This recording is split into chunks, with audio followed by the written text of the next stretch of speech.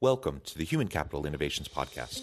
We're your source for personal, professional, and organizational growth and development, where we share original research, explore industry trends, and interview executives and thought leaders from across the globe. We hope you join us often for practitioner-oriented content around all things related to leadership, HR, talent management, organizational development, and change management. Maximize your personal and organizational potential with Human Capital Innovations Podcast.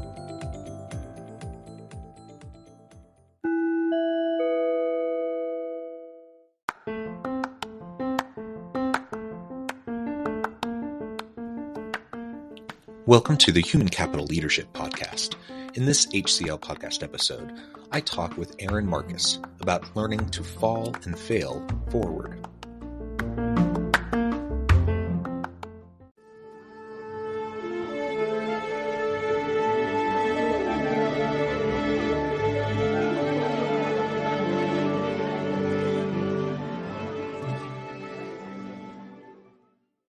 Erin Marcus, welcome to the conversation today. Thank you so much, John. I'm excited to be here. It is a pleasure to be with you. You're joining us from the Chicago area. I'm south of Salt Lake City in Utah. Today, we're going to be talking about learning to fall and fail forward, iterative learning, experimental, design-based thinking as we go about how we do the work in our teams and our organizations, but even in our homes and our communities. And Erin, you have a tremendous background and expertise in this area. I'm thrilled to have a chance to talk with you. As we get started, I wanted to share Erin's background with everyone. Erin Marcus, founder and CEO of Conquer Your Business, is a former corporate executive turned entrepreneur, as well as a powerlifter, animal activist, tattoo enthusiast, and 5-foot badass. She has been mentoring, training, teaching, and coaching for more than 20 years and excels at helping people take action they didn't think possible, do things they didn't think they could do, and succeed beyond what they dared to dream. And I could go on and on, but I'm going to pause there. Erin, anything else you want to highlight, share with the audience before we dive on in? Yeah. You know, the one thing I like to point out and add, because it's something that my friends that I still call them friends that we talk about when we get to our school reunions that are increasing in numbers. The numbers are getting up there. But the gifts we have experienced as a child that we don't know were gifts.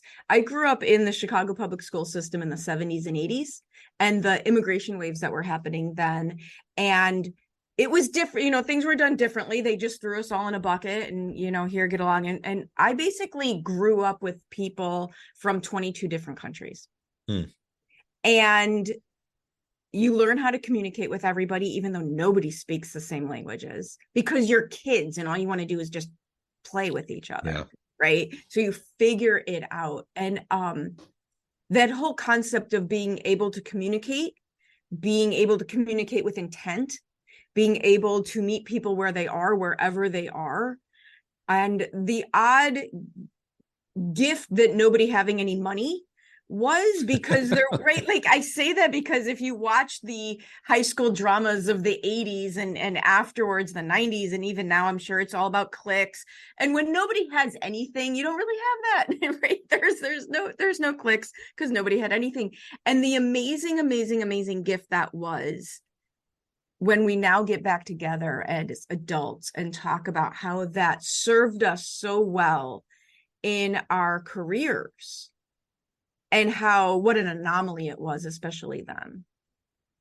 Yeah, that's fantastic. And I love kind of that diversity background that you have. I can't say the same thing. You know, I grew up in a predominantly white neighborhood, high school. You know, I grew up in Salem, Oregon, south of, you know, just near Portland. And, but then my family moved to rural Missouri, which was even less diverse. And so it took me getting into my adult years before I really started to have that experience with difference. That has really been enriching and enlightening to me as I've gone throughout my personal life, my career, et cetera.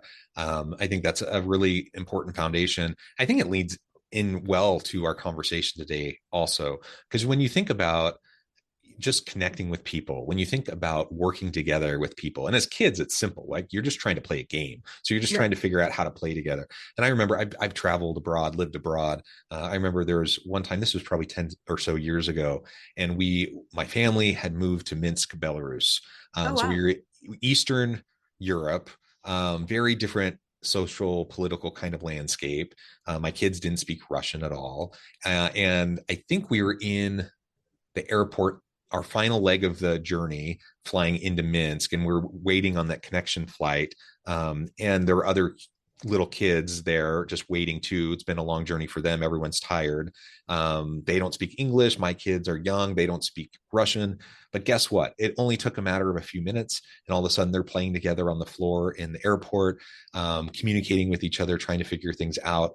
And they don't know what they're doing, so they're messing up, right? They're messing up the rules of whatever this game is that they're having. But it doesn't matter, right? It doesn't matter, because they're just connecting with each other in genuine ways. They're learning as they go. They're building the plane as they fly it, so to speak. And that falling forward, failing fast, iterating rapidly in how you interact with other people, and not getting caught up in the failures, the things that don't quite work out, is a really important lesson. I think we often lose that. We had that as kids, and we often lose that as we grow into adults. Well, because the goal wasn't to succeed. The goal was to do a thing together. There was no label called failure, so they didn't worry about it. By the way, side note, part of my mother's family came out of that area in 1912 when they came to the United States.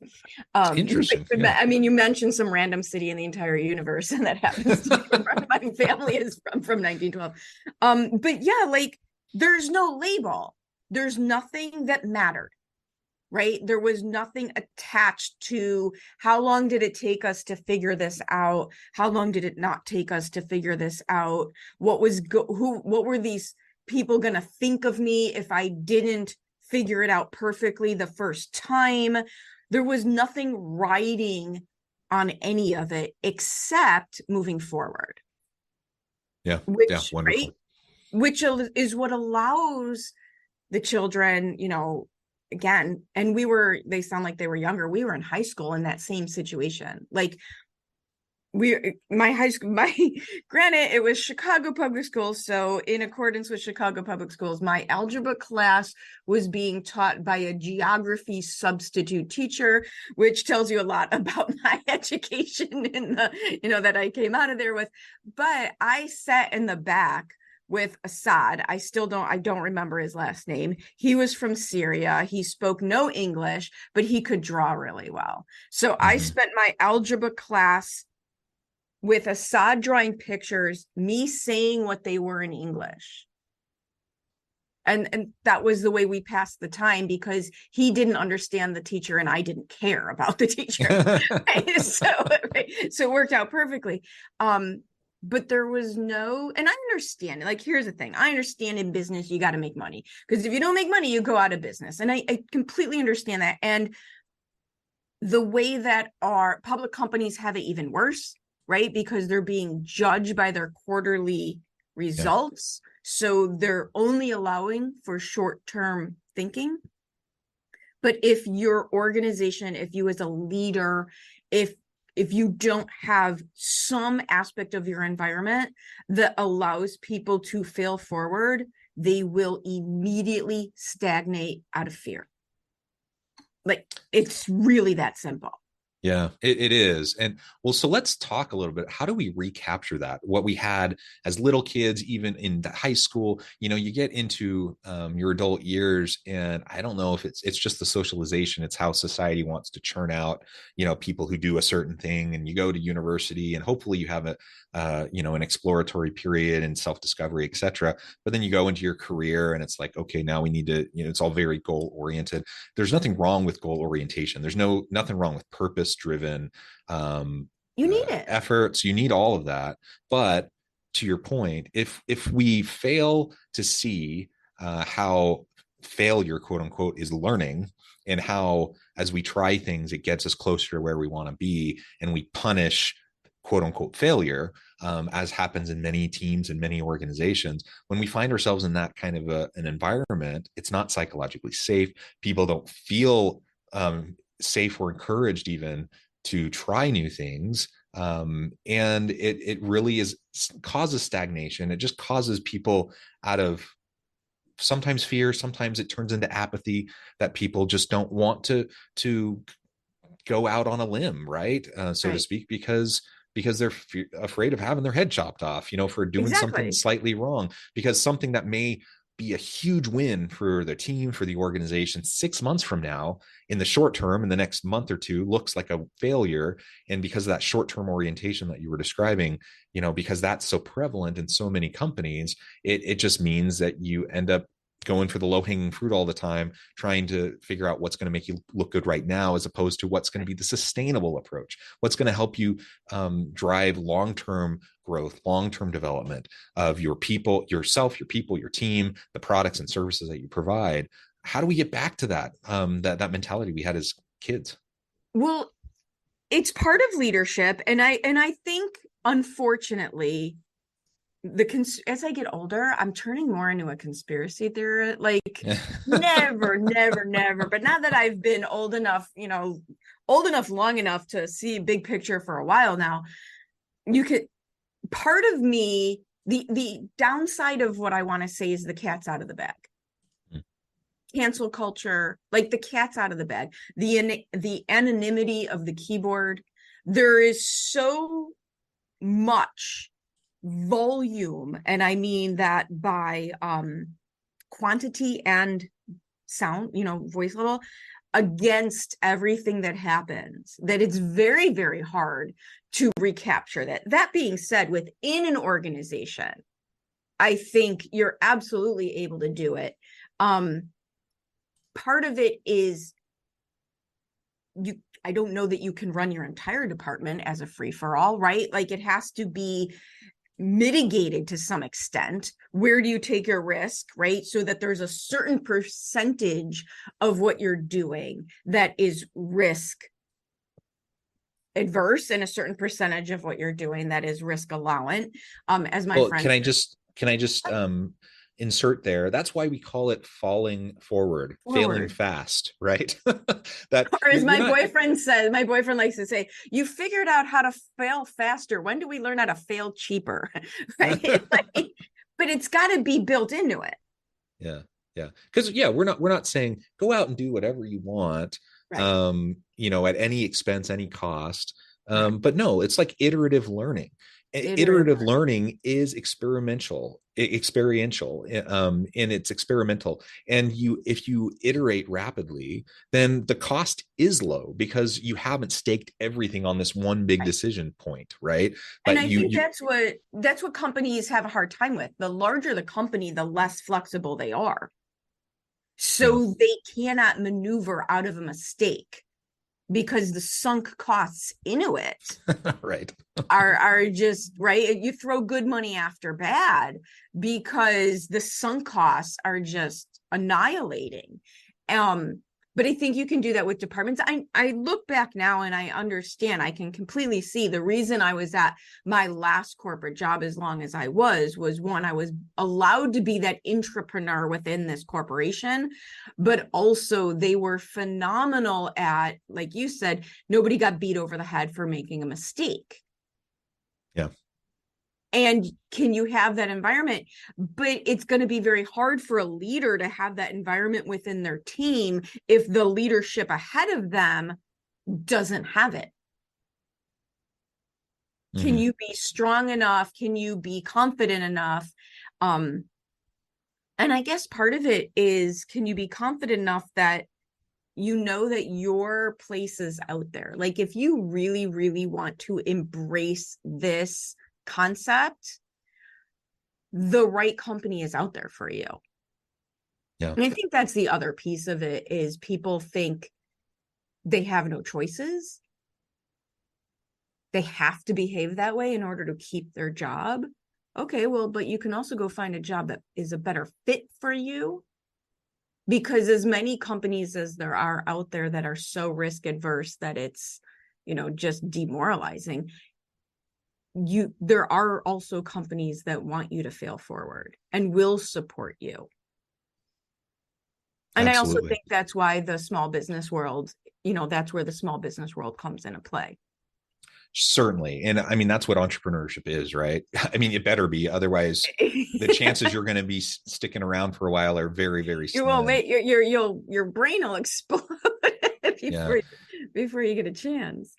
Yeah, absolutely. Well, I think all that's super helpful. And as we frame up, I think a lot about design thinking, and I think about that iterative learning process Mhm. in prototyping. It's all about rapid Yeah. prototyping, testing, learning, revising, right? It's all part of the process. And it's the old cliche too about, Thomas Edison and the light bulb. Yes. I don't remember exactly how it goes, but something like, you failed 1,000 times. No, I learned 1,000 ways not to build a Yeah. light bulb.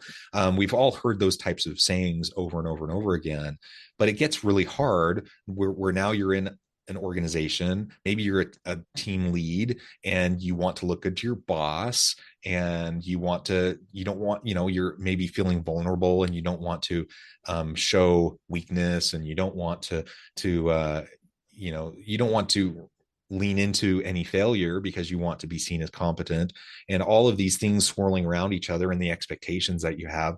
It just leads to you oftentimes feeling like you got to succeed. It often leads to leaders, regardless of whatever good intentions they have, putting the screws to their people because they're feeling the pressure from above, and they pass it along to their team. And then all of a sudden you create this environment where I don't think most people sitting back and looking at this would say, yeah, I want an environment that's not psychologically safe, where innovation is stifled, where nobody feels safe to try new things. Nobody's going to say that. Yet we see that happen again and again and again in organizations, because of the way the systems are set up, because of the way the expectations are pushed down. How do we disrupt that? How do we shift the system, and in some cases maybe tear down the system, redesign the system, create the policies, practices, and procedures that can cultivate the type of culture that's going to actually create the environment for falling forward, failing fast, etc. The number one thing is open communication. If you have a conversation about all of the things you just talked about, then the way that I put it when I teach sales in small businesses and for entrepreneurs, don't ignore the elephant in the room, ride the elephant. Ride the elephant, like just call it out. I think a lot of, because I absolutely agree with you. I don't think most people set out to create risk adverse, narrowly defined environments. I've always been of the mind that if I am open and honest with the people that I'm talking to, this is what I'm thinking, this is what I'm worried about, this is what I think can happen, this is what I think also might happen, and then just allow for the dialogue, you're not going to, I can tell, what do I do? Well, I'll tell you what not to do. You're not going to think your way out of this. These are situations that you can't just think your way out of. You have to act your way out of. Yeah. And truthfully, from the bottom, it's not, you don't have enough power, intrinsic power in the entry-level positions to do something about this. But by the time you get to, the way that I climb the corporate ladder over and over and over again is do a good job, be very responsible, overly involved, get involved, do a good job, and work your way up to the point where you have, as I used to call them, the chips in your pocket. Mm-hmm. Right? Like to play a chip, to play a card, to be so valuable to the organization that you now have a chance to say something. Mm-hmm. Like if you try to talk about this stuff, unfortunately, if you try to talk about this type of stuff when you're new, when you're unproven, most of the time it comes off as, I don't want to try, right? It comes off, I won't say, maybe lazy or not committing. But if you've worked your way up a bit, absolutely use the intrinsic power. If this is important to you and you see the benefit of it, use the intrinsic power that you've cultivated through your career to have the conversation. But what really messes up most people's conversations is their actual intention behind what they're saying. Your intention will mess you up every time. If you don't have the true intention of, wow, I want to create a better environment to allow failing forward, to create a percentage of our efforts that are allowed to be messed up in an effort to move us further faster. If instead your intention is that underlying fear, that underlying entitlement, that's a really big one. If your underlying intentions don't match what you say you want, it won't work. Yeah, absolutely. And that social capital piece, the informal power that we bring with us is really important. Now, in an ideal world, I would love for us to have an environment in place already where even the newest member of the team could come in and notice something and point it out, and we could drive, healthy, constructive conversations around that thing. I would love for that to be the case. But I think we all realize that in most organizations, that's not how it works. Like, you do have to put the time into building that trust. You can't assume the trust is there. And so developing that trust over time with people is really important. And it can be frustrating too. Like, one thing I've noticed, I'm a university professor, so I do consulting work as well. But at the university, I've been here now for 15 years. I have the track record. I have the relationships with people. But guess what? There's still, especially when you talk about upper administration, the executive level teams, those people don't stay. Like, their professors might stick around for a really long time, but other leaders in the institution, there's turnover, and those people go off to other places, and there's new people. And so the social capital and the informal kind of power and influence that I have cultivated over years, I can't just assume that's automatically going to apply to this new person who's come in. I have to do a bit of a reset, and I have to help them to develop that. And that's something where I've made the mistake in the past, where thinking, oh, they'll recognize my intentions. They'll recognize the contributions I've made over time. They'll understand where I'm coming from. Some will, a lot won't. And so just playing that game and navigating that is going to be really important if you want to create this kind of an environment.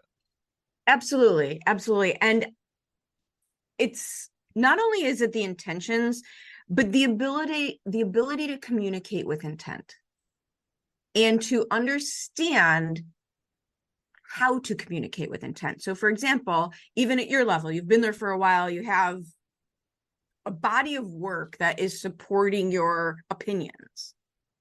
But if you walk in and try to overhaul the whole thing all at once, throw the baby out with the bathwater, you're going to be met with resistance, regardless of whether or not the person you're talking to agrees with some of what you're saying or not. I think humans' brains have an all or nothing preset. They really do, right?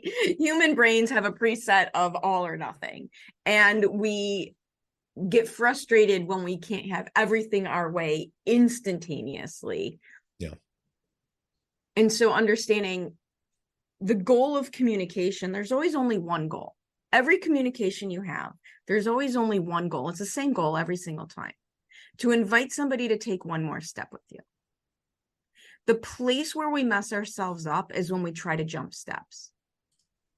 When you try to sell somebody on your entire idea the first time you've met them, you're jumping steps in the relationship building. You're jumping steps in the communication path.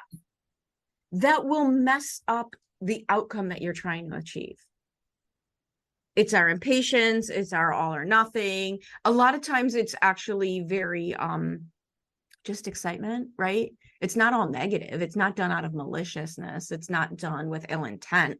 A lot of times we're just so darn excited about what it is that we're trying to do, right? That some of us with the stronger personalities just run over everybody. Totally get it. Been there, done that. Have the t-shirt, right? It's the self-awareness to back it down a notch, to say, okay, there's a group of people.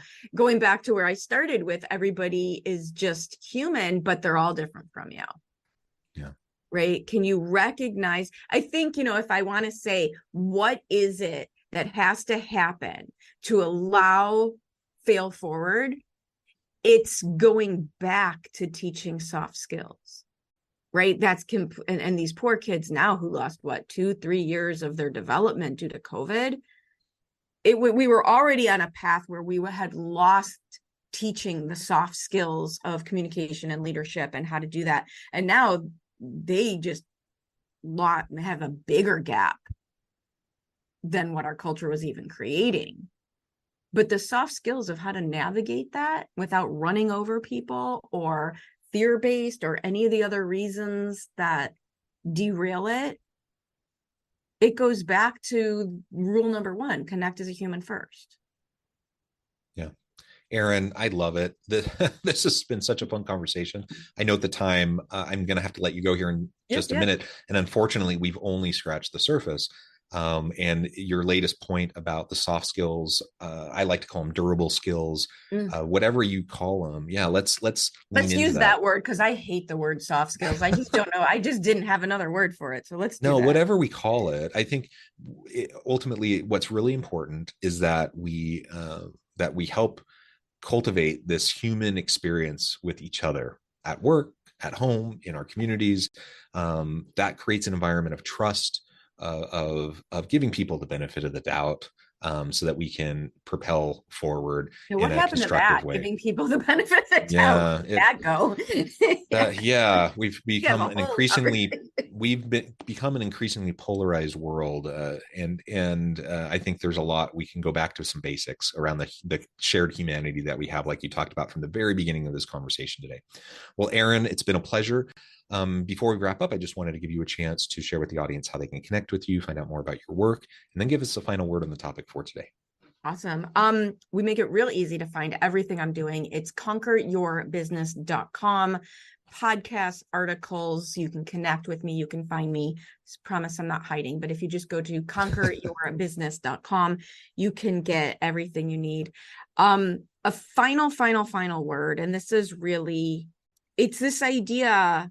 And it kind of is going to sound when I first say it that I'm going against what I've been saying. But my point of view on the entire universe is that if you don't make decisions for you, people who are not vested in you get to make those decisions. I call it be in charge, but it's not being in charge, right? It's ownership. It's not being charged where I want to tell anybody else what to do. It's absolute masterclass level in personal responsibility. And however, coming from the place of humility, what am I doing to add to this situation? And so that would be my invitation. To take the hardest conversation you can have, right? An honest conversation with yourself. Where are you adding to the problem instead of adding to the solution? And where can you take ownership and do something differently that creates the outcome you actually want? Yeah, well said. Erin, it's been a pleasure. I encourage the audience to reach out, get connected, find out more about what Erin can do for you. And as always, I hope everyone can stay healthy and safe, that you can find meaning and purpose at work each and every day. And I hope you all have a great week.